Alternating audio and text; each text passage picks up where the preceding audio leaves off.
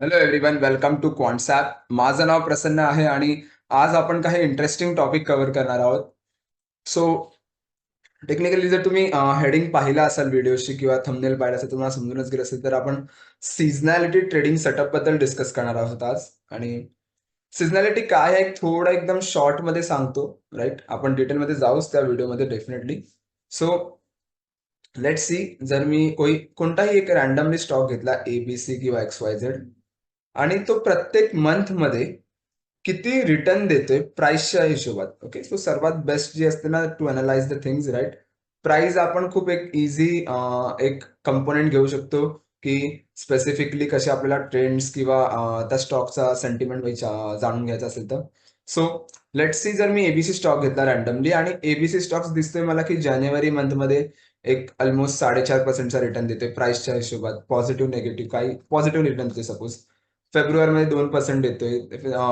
मार्चमध्ये ऑलमोस्ट ते 2% खालच्या साईडला म्हणजे निगेटिव्ह रिटर्न देतोय. एप्रिलमध्ये किंवा जूनमध्ये, जुलै, ऑक्टोबर, नोव्हेंबर, डिसेंबर आहे तो तिकडे खूप काही निगेटिव्ह देतोय लेट सपोज. तर एक वर्षाचा जर मी टाइम फ्रेम बघतो तर त्यात मला काय समजतं, जानेवारी आणि फेब्रुवारी म्हणजे तो 4 आणि 2%चा रिटर्न देतोय, राईट? म्हणजे एक कुठेतरी समजते की ठीक आहे, जर मला एबीसी स्टॉक्समध्ये इन्व्हेस्ट करायचे तर rather than going with the other things, other months like July, August, ऑक्टोबरपेक्षा मी जानेवारी आणि फेब्रुवारीमध्ये प्रेफर करेन इन्व्हेस्ट करायला. का? कारण ते कन्सिस्टंटली रिटर्न देते मला त्या महिन्यामध्ये, राईट? तेच जर आपण एक मोठ्या टाइम फ्रेममध्ये बघितलं, लेट्स सी मी 2024चा डेटा बघतोय ना, आता मी 2023चा पण बघणार, 2022चा पण बघणार, 21चा बघणार, 20चा. सपोज मी 5 वर्ष पाठी जातोय आणि चेक करतोय की प्रत्येक 5 वर्षात तो जानेवारीला रिटर्न देतोय का? जर देत असेल तर त्याचा ॲव्हरेज रिटर्न काय आहे? आणि जर तो पॉझिटिव्ह रिटर्न आहे तर डेफिनेटली येणाऱ्या काही दिवसामध्ये किंवा येणाऱ्या काही महिन्यामध्ये मी त्या स्टॉकमध्ये त्या दिवशी किंवा त्या महिन्याला जाऊन इन्व्हेस्ट करणार, राईट?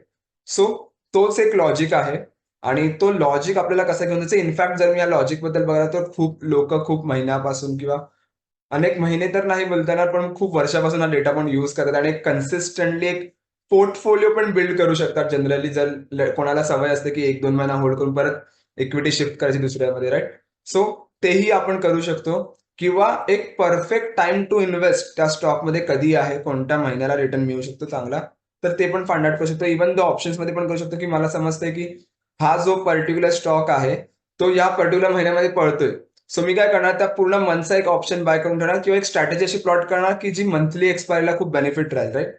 सो डेफिनेटली त्या गोष्टी आपण कव्हर करूया. स्टॉक्स कसे आयडेंटिफाय करायचे आणि कसे फाइंड आउट करायचे ट्रेड्स आपल्याला. ओके. सेकंड आणि एक गोष्ट म्हणजे की काही-काही बघा, एक मी बिहेवियर सांगतो जनरली प्रत्येकाला माहितीच असेल, पण एक थोडं डिटेलमध्ये जायचं म्हटलं तर फार्मा सेक्टर जर आपण घेतला ना, फार्मा किंवा ऑटोमोबाईल एक सेक्टर, ऑटो सेक्टर घेतला किंवा ऑटो इन्शुरन्स घेतला, तर मी फार्मा सेक्टरचं बघायला गेलो तर फार्मा सेक्टर बघा डिसेंबर किंवा जून, जुलै, ऑगस्ट ह्या महिन्यामध्ये ना खूप जास्त रिटर्न देतो, right? The reason behind it's का की pharma sector is just like एक बघायला गेलो तर बघा मोस्ट ऑफ द त्याच्यात मेडिसिन्स येतात किंवा सलाईन्स वगैरे ओव्हरऑल सगळ्या ज्या गोष्टी येतात. तर त्यात काय होतं ना, जून जुलैला ना बिकॉज ऑफ द रेन, पावसामुळे ना खूप काही आजार येतात, राईट? तुम्हाला पण जनरली पावसात खूप आजारी पडतात लोक, right?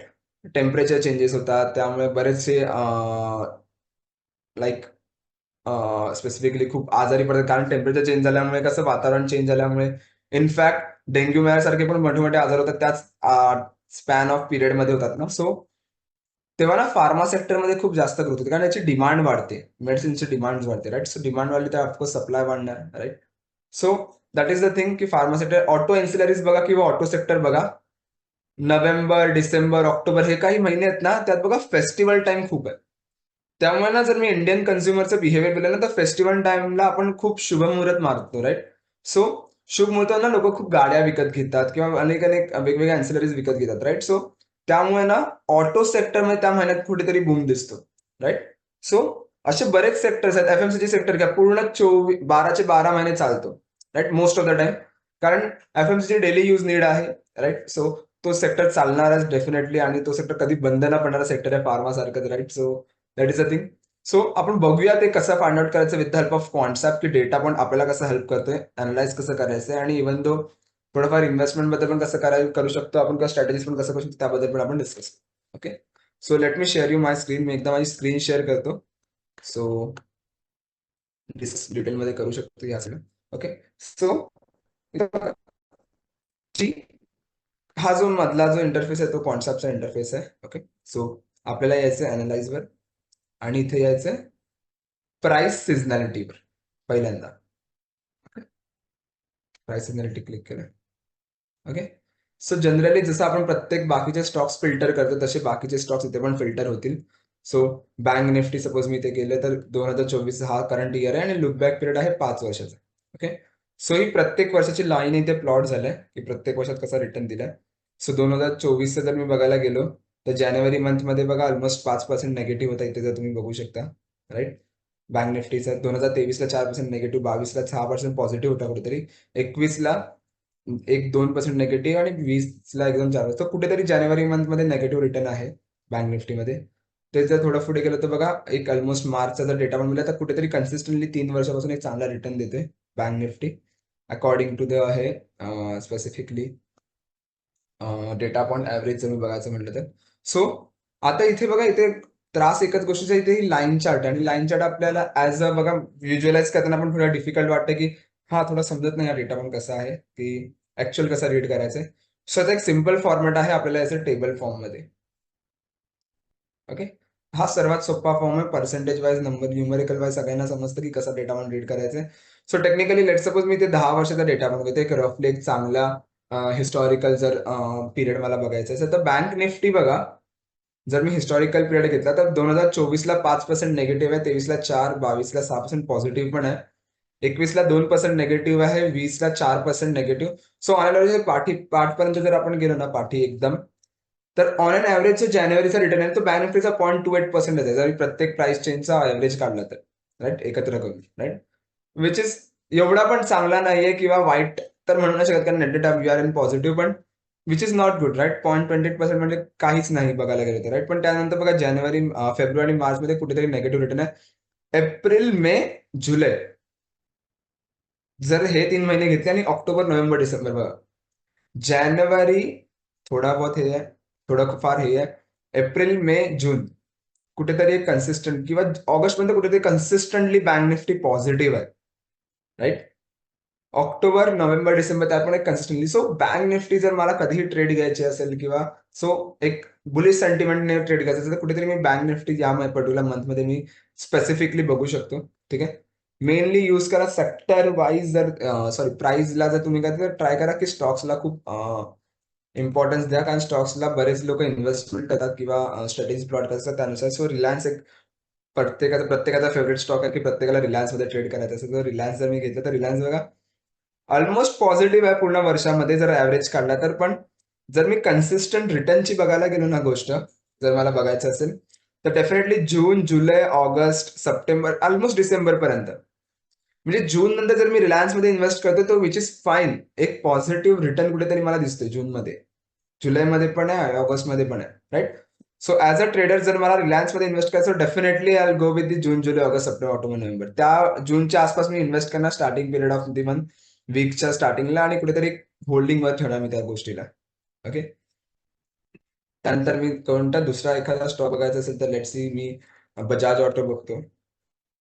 Okay. Perfect. Bajaj auto बघा जसं आपण डिस्कस केलेलं स्टार्टिंग ऑफ दी व्हिडिओ की सेक्टर जो आहे ना तो ऑटो सेक्टर कुठेतरी फास्ट चालतो ऑक्टोबर नोव्हेंबरचा डिसेंबरमध्ये. तर बघा September October November December consistently Bajaj ऑटोने एक चांगला रिटर्न दिलाय. जानेवारीमध्ये पण खूप चांगला रिटर्न आहे. Right. So in fact the point of the specifically the व्हिडिओचा एकच मेन आहे की कन्सर्न की स्टॉक्स कसे आयडेंटिफाय करायचे. ओके. लेट्स सी जर मी फार्मा एखादा सन फार्मा घेऊया आपण एखादा फार्मा सेक्टर घेतलं तर बरं होईल. परफेक्ट. बघा June July August rainy season आहे suppose. Right. Somewhere around. Right. So कुठेतरी त्या सेक्टरची डिमांड वाढते. Right. So the point is की ट्रेड कसे आपण फाइंड आउट करू शकतो, स्टॉक्स कसे फाइंड आउट करू शकतो, हा डेटा आपण सिझनॅलिटीवर आपण ट्रेड्स फाइंड आउट करायला हेल्प करेल. ओके. सो जनरली हा पूर्ण व्हिडिओचा मोटिव्ह हाच आहे की एक ऍव्हरेज जर स्कॅल्प आपण बघितला किंवा एक ऍव्हरेज स्कॅल्पला म्हणताना एक पॉईंट जर काय कॅप्चर करायचे एक पर्टिक्युलर मंथमध्ये. सो व्हॉट आय डू मी चेक करणार की तो पर्टिक्युलर स्टॉक कोणत्या मंथमध्ये एक चांगला रिटर्न देतोय. फक्त एका वर्षाचा डेटा पॉईंट घेणार का नाही, तर मी घेणार ऑलमोस्ट 7-8 वर्षाचा डेटा पॉईंट आणि चेक करणार ऍव्हरेज रिटर्न काय. जर कन्सिस्टंटली स्टॉक जर मला पॉझिटिव्ह रिटर्न देते या पर्टिक्युलर मध्ये, तर प्रोबॅबिलिटी आहे की ती स्टॉकची पुढे जाऊन पण त्याच मंथमध्ये प्रोबॅबिलिटी आहे की एक चांगला मोमेंटम देणार आहे. History always repeat, so that is the thing. So seasonality जर तुम्हाला ट्रेड करायचं प्राइस नुसार तर इथे करू शकता. ह्याच्यात थोडा एक मी ऍडव्हान्स जायचं म्हटलं तर लेट सी, जर मी असं केलं तर की मला दिसतंय की सेक्टर खूप चांगला चालतंय. फार्मा सेक्टर जून जुलैमध्ये खूप चांगला चालतंय. तर मी काय करणार, मी फक्त फार्मा स्टॉक्समध्ये ट्रेड करणार. पण कसं फाइंड आउट करायचं की कोणता सेक्टर त्या पर्टिक्युलर मंथमध्ये चालतो, कारण तिथे स्टॉक्स आहेत, राईट. सो सेक्टरसाठी आपण काय करणार, सेक्टरसाठी आपण येणार राईट हँड साईडला इथे यू कॅन सी इथे सेक्टरचा ऑप्शन. ओके. तो सेम लॉजिक जे आपण स्टॉक्स मध्ये पाहिलं होतं ना, ते सेम लॉजिक आपल्याला सेक्टरमध्ये चालणार. प्रत्येक स्टॉकचं एक ऍव्हरेज रिटर्न घेणार त्या पर्टिक्युलर सेक्टरसाठी आणि चेक करणार की तो सेक्टर तेवढा चालतो आहे का, राईट. अगेन मी इथे थोड्याला 10 वर्षाचा टाइम फ्रेम घेतो एक चांगला बघायला आणि ह्याला टेबल व्ह्यूवर क्लिक करतो. ओके. अगेन बघा pharma sector as it is इथे आलाय. सो जून July August September, right. Again खूप पॉझिटिव्ह आउटपुट देतोय फार्मा सेक्टर कन्सिस्टंटली. जर मी बघायचं तर डिसेंबरला पण कुठेतरी 10%चा रिटर्न आहे, विच इज फाईन. खूप चांगला रिटर्न आहे, सो तेव्हा आपण इन्व्हेस्ट करू शकता. सो फार्मा सेक्टर झाला. लेट्स सी ऑटो सेक्टर बघूया. ऑटो सेक्टर बघा एप्रिल मे नंतर ऑक्टोबर नोव्हेंबर डिसेंबर नंतर चांगला रिटर्न आहे, राईट. सो इनफॅक्ट असे काही सेक्टर्स आपण इझिली फाइंड आउट करू शकतो की त्या सेक्टरमध्ये जाऊन कसं आपण ट्रेड घ्यायची आणि ट्रेड्स कशा आयडेंटिफाय करू शकतो. ओके. सो लेट्स सी, जर मला समजलं की ऑटो सेक्टर या पर्टिक्युलर मंथमध्ये चालते, तर मी काय करणार, मी इथे सर्च करणार हिट मॅप चार्ट. ओके. इथे येतो मी आणि त्या पर्टिक्युलर सेक्टरमध्ये कोणते स्टॉक्स आहेत ते मला इथे आयडेंटिफाय करायला एक स्पेसिफिकली हेल्प होईल. ओके. सो लेट्स सी, मी इथे येतो आणि सेक्टर झालं. आता ऑटो सेक्टर ना, मी ऑटो सेक्टर. सो ऑटो सेक्टरमध्ये एवढे काही स्टॉक्स आहेत. ओके. सो लेट्स सी, मला जुलैमध्ये दिसतं एक ऑलमोस्ट चांगला रिटर्न देते, तर मी चेक करणार की जुलै मंथचा ऑटो सेक्टरचा हिटमॅप चार्ट काय म्हणते. त्यातले जे पण पॉझिटिव्ह स्टॉक्स आहेत ना, त्या स्टॉक्समध्ये जाऊन मी इन्व्हेस्ट करणार, राईट. इव्हन तो जर ऑप्शन ट्रेडिंग करत असेल तर फ्युचर ट्रेडिंग करत असेल तर त्यानुसार एक स्ट्रॅटेजी बिल्ड करून ठेवा, एक मंथली स्ट्रॅटेजी बिल्ड करून ठेवा किंवा फ्युचर्स बाय होल्ड करू शकता त्या पर्टिक्युलर मंथसाठी, राईट. सो सीझनॅलिटीवर जर ट्रेड बनायचं तर पहिली गोष्ट म्हणजे काय, जर पर्टिक्युलर स्टॉक्स जर तुम्हाला आयडेंटिफाय करायचं असेल तर चेक करा प्राइस सिझनॅलिटीवर जाऊन. ओके. प्राइस सिझनॅलिटीवर आपण आलो तर लुक बॅक पिरियड फक्त जेवढा जास्त एक एक नॉमिनल जर मी बघायला लागलो तर 10 वर्षात एक नॉमिनल ठीक आहे, विच इज फाईन, राईट. एक चांगला रिझल्ट तुम्हाला मिळेल. टेबल चार्टवर येऊन फक्त चेक करा की त्या पर्टिक्युलर मंथमध्ये कोणता स्टॉक चालतो आणि त्यानुसार तुम्ही त्यांच्या स्ट्रॅटेजीज बिल्ड करू शकता फॉर दी ऑप्शन्स किंवा फ्युचरसाठी पण. आणि इन्व्हेस्टमेंट असेल तर इन्व्हेस्टमेंटसाठी पण, which is fine. Okay.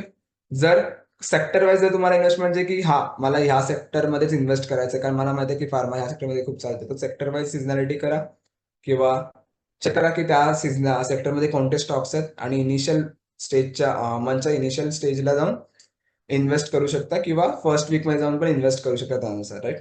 So आजची व्हिडिओ त्यासाठीच होती की सिझनॅलिटी ट्रेडिंग सेक्टर आणि सिझनॅलिटी ट्रेडिंग प्राइस कसे फाइंड आउट करायचे आणि कसे आपण ट्रेड्स बनवू शकतो. तर डेफिनेटली ह्याच्यावर एकदा वर्क करा आणि एक डेटा पॉईंटच्या बेसिसवर तुम्ही बघितलं तर डेफिनेटली एक मॅथमॅटिकल कॅल्क्युलेशनमध्ये आपण एक चांगल्या कॅल्क्युलेशनच्या बेसिसवर एक चांगला रिटर्न पण बनवू शकतो, right. So that is the main video of this, that is the main thing of this video. Okay. Check करा, बघा कसा वाटतोय डेटा पॉईंट आणि डेफिनेटली काही क्वेरीज असतील तर कमेंट सेक्शन मध्ये विचारा. सपोर्ट टीम पण आहे, सो ती डेफिनेटली तुम्हाला तिकडे हेल्प करेल. Okay. Okay. Thank you so much everyone. Thank you so much for your time. Bye bye.